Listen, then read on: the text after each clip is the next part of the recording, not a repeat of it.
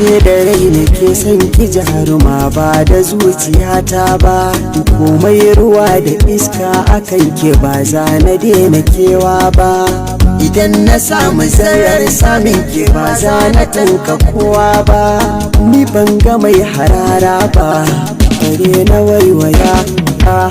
inda ya kanki ne za na tura wahalar zuwa garin nisa, da an taɓa ki a jira ni dan kwatila sai na zo na ɗaufansa, jimirin jiran ki dai dan ki zo na kalle kikin biyar Hausa, siri na rayuwa ta ke ce kawai da kin kira da na amsa,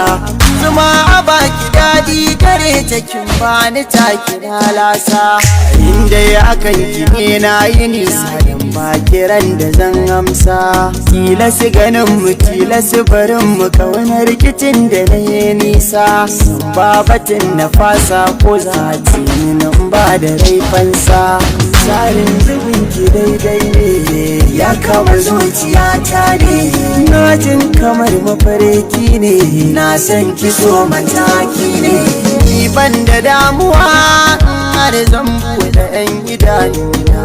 kalle ki ga ki da badali to me za ya damu kalbina,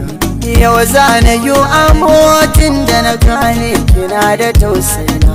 dan yanzu na zamo ya mafatauci mai bidar gurin kwana, na kwallashe ladan sanar da iyamai ya kalamai,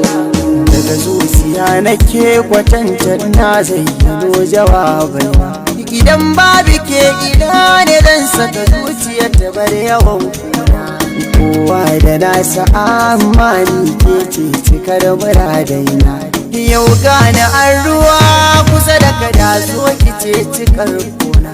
komai da mafita kar da ki saba da furta ban kwana, na ji na gani yadda nake son ki ya fi karfina, na san a duniya da wanda yake jin duka tunanina, soyayya rayuwa wani sa'in sai ta zama wutar gona, duk wanda ke cikin ta shine jurau amma fa a gurina, so na faranta rai da ruhi ya sa ka zama kamar sarki,